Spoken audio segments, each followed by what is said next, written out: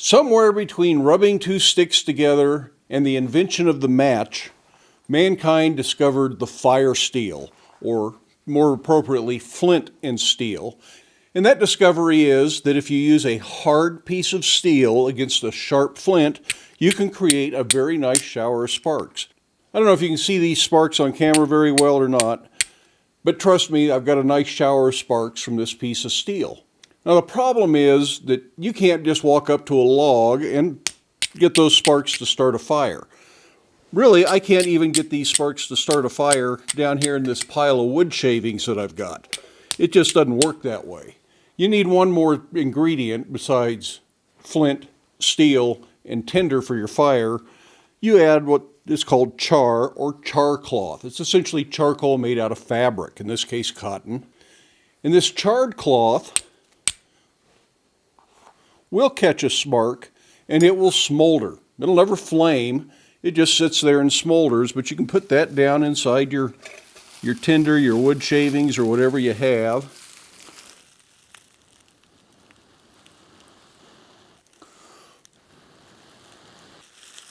And with any luck, you can start a fire.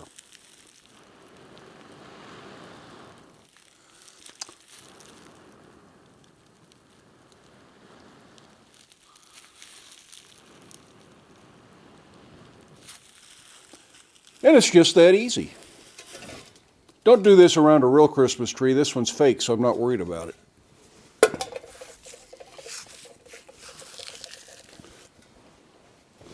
It's a little bit chilly in here, so that's not half bad. I'll keep it. So that's the basics of fire with flint and steel. The steel is an important component here. You can find lots of things to use for your tinder to start the fire. Flint is available in most parts of the country, and it was heavily traded in parts of the country where it wasn't, just for this purpose. But the steel is the key element. Now, what is important about the steel? What you're really doing here, remember the spark test we did the other day? You are shaving off a little piece of steel, just like we did in the spark test, and the friction of shaving it across the flint ignites it. And when I say shaving, that's exactly what you should think of. It's like shaving with a razor. It's not crashing them together and banging and bashing. You're cutting a little chip off. And you have to cut it off vigorously enough that it will create a spark.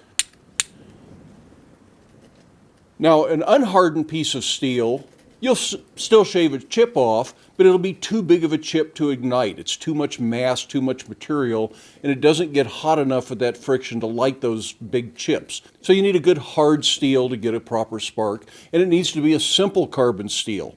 Doing this with something that, like 01, that doesn't produce a very lively spark, isn't going to be a very good fire steel.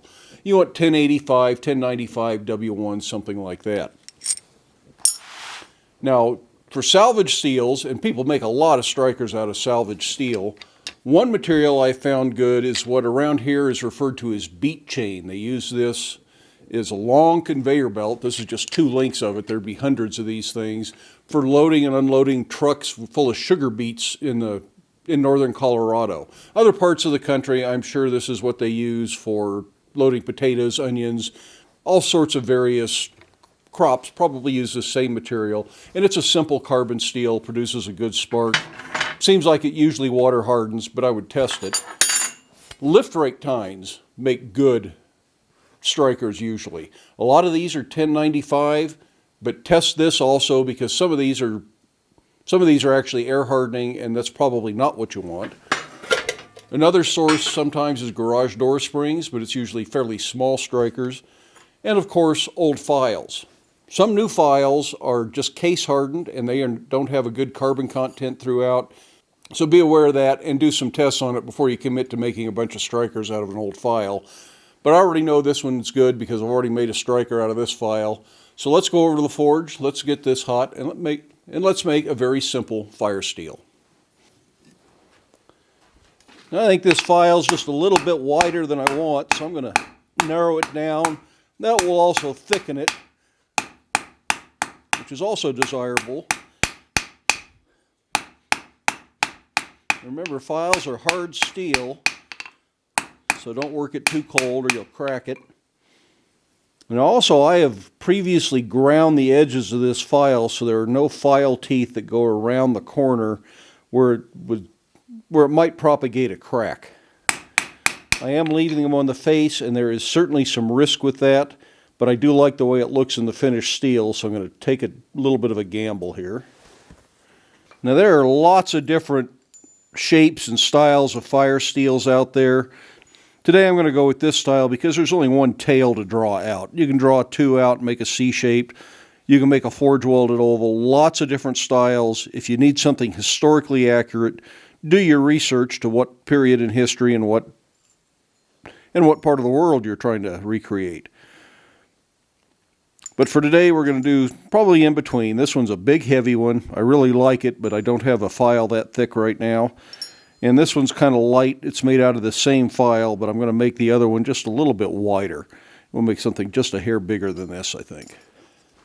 So now that I've reduced this somewhat in width, make sure it's not upset along the edges. I want to go ahead and draw that tail out. I'm going to leave about 1.5 inches over and go with some half-face blows. Again, this cools off really fast, so it goes back in the fire a lot. So we'll just take however many heats we need. This will be another good place to preheat the anvil.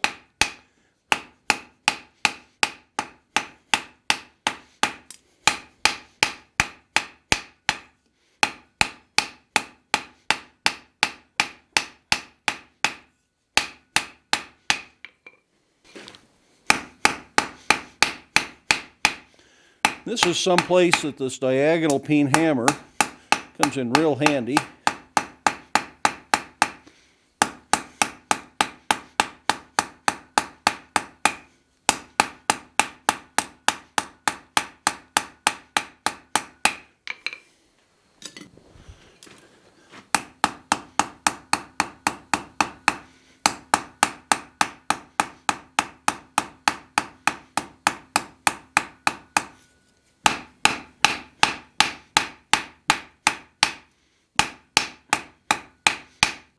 Nice long graceful taper in this.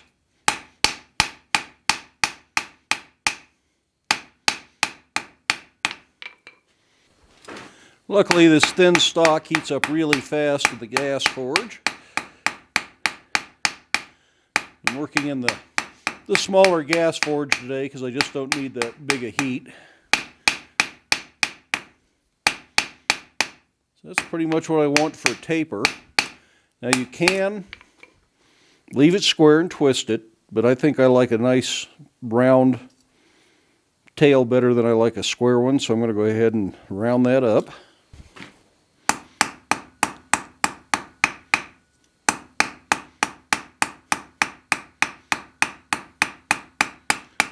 And like always, we take the square, we forge an octagon, and then we can forge a round.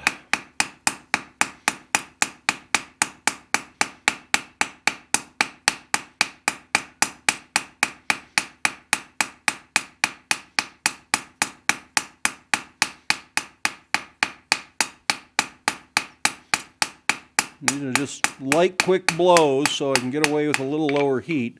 But you still can't go too far because it'll harden on you. So the next thing I want to do, I'm going to go ahead and put a curl in this end while I've got easy access to it and a good grip with these tongs. But then I think I'll cut it off before I bend that.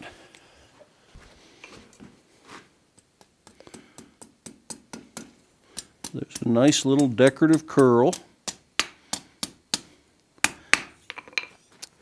Now, where to cut this off is always a question.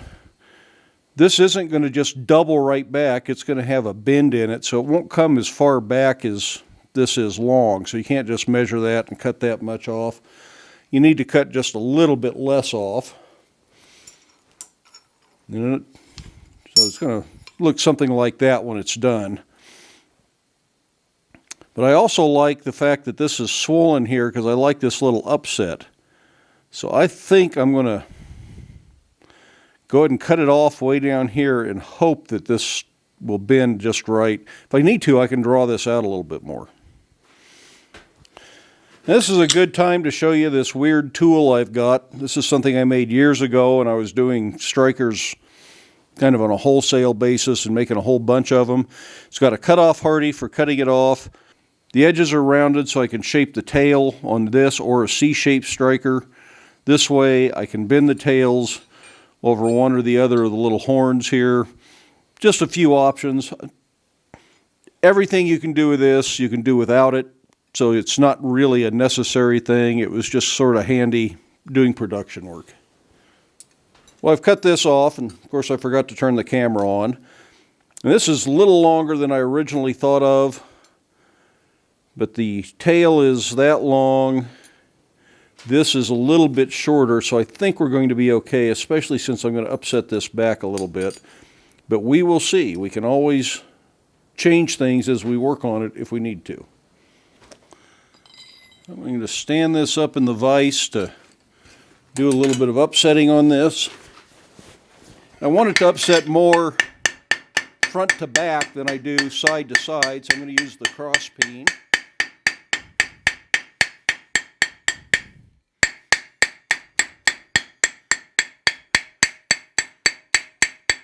Something like that.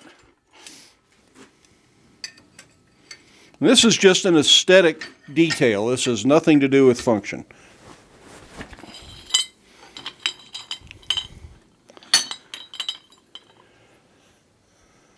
On the other hand, if I leave this out on the striking face, that will affect function. So I want to push all this over and make it straight across this side. And that's really kind of what I'm going for here.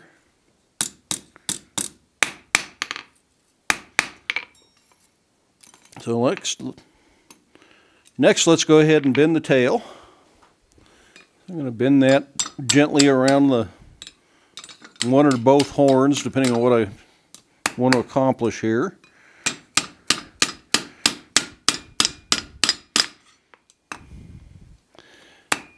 That's pretty much all there is to making a striker right there, or at least the forging part. I'm going to go put my touch mark on here while I can. However, a touch mark is kind of like the file teeth. It might create stressor that will cause a crack in your fire steel in the long run. So you may not want to do this. And I'll talk a little bit more about my observations on that in just a minute. Oh, see, now you guys let me get this backwards. Somebody should have warned me. But if we bend the tail out of the way, we should then be able to offset that back to where we want it. Take a couple of heats. And that's what I get for worrying about what I'm saying more than worrying about what I'm doing. But I think we can fix it. It may take just a little bit of grinding there to get it all straightened out.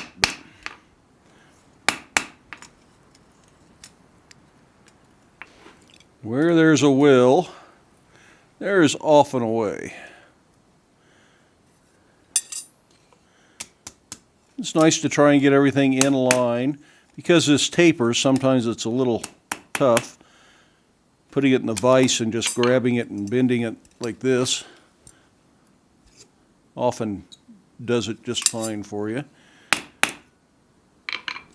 And as I say, this is pretty much all the forging steps. Now it's heat treating, and heat treating is important in a striker. As I mentioned at the beginning of the video, it is important for a striker to be hardened. If it's soft, you raise too big a chip and you can't get that chip to ignite. So it has to be hard to work just right. And I have found over the years that I like my strikers to be very hard. I frequently make strikers out of W1, which hardens nicely in water, but I will frequently go ahead and harden them in brine, which is a more severe quench than water, and I leave them hard. I don't temper them. I let the tail temper, I don't quench it, I let it cool down, but the striking face I leave as hard as I can, and that seems to produce the best sparks. That also means they're extremely brittle. They want to break.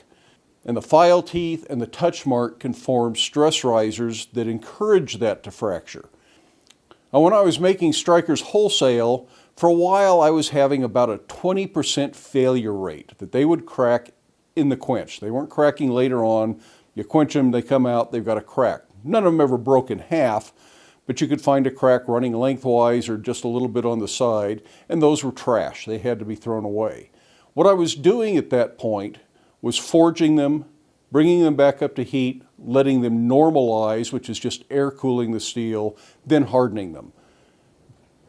Since then, I have gone to annealing the strikers. So I will bring them up to temperature. I will put them in vermiculite to let them cool as slowly as possible. And for something this small, that really ends up being just about an hour or so. It's not a long overnight annealing process because it just still cools too fast. But by doing so, I cut my failure rate from about 20% down to about 1 or 2%, and I rarely have a striker fail, even with the touch mark creating a little bit of a stress riser, and even leaving them brittle hard.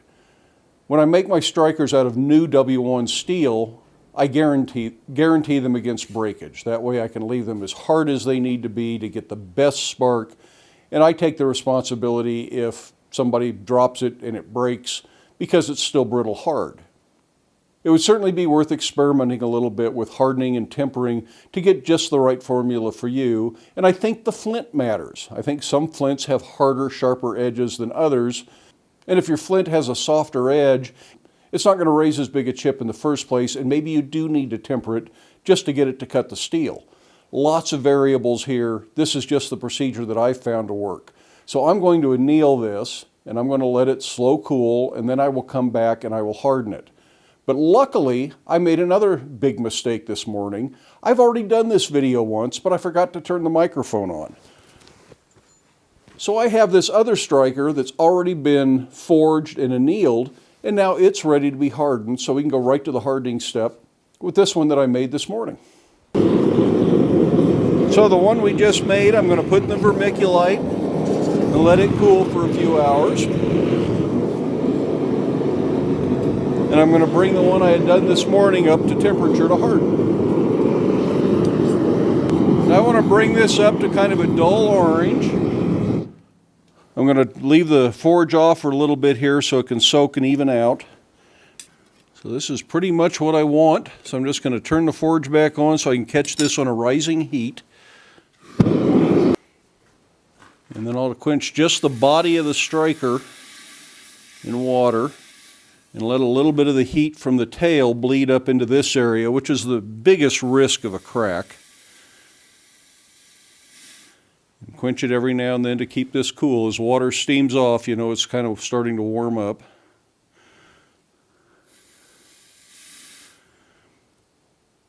And once all of the color has gone out of the tail, I can usually feel okay quenching the whole thing. But it doesn't hurt to do this until it's completely cool.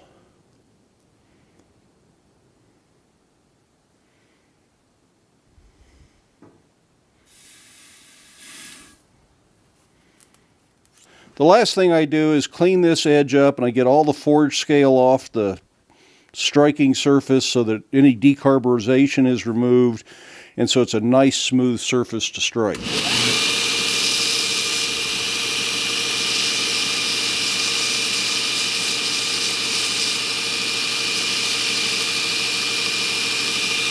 And I generally finish that to a 220 grit finish.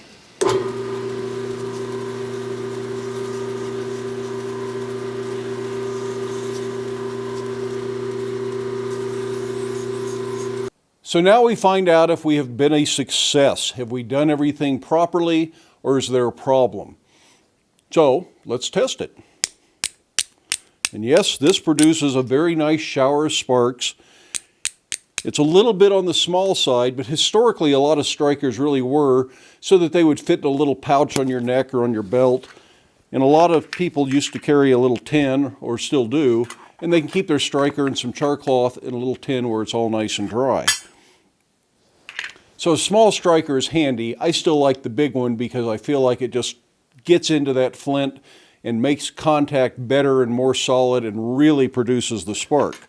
Now, as I mentioned, there are lots of different varieties of fire steels. If you're trying to do historical recreations, do your research. Lots of different shapes, sizes, configurations. Depends on the time period, what part of the world you're in, what the culture was in that part of the world. Around here, I'm heavily influenced by Spanish colonial culture in the areas that are now southern Colorado and northern New Mexico.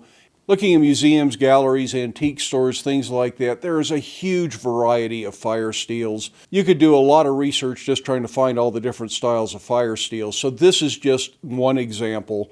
Feel free to make whatever you want. The principle is the same no matter what.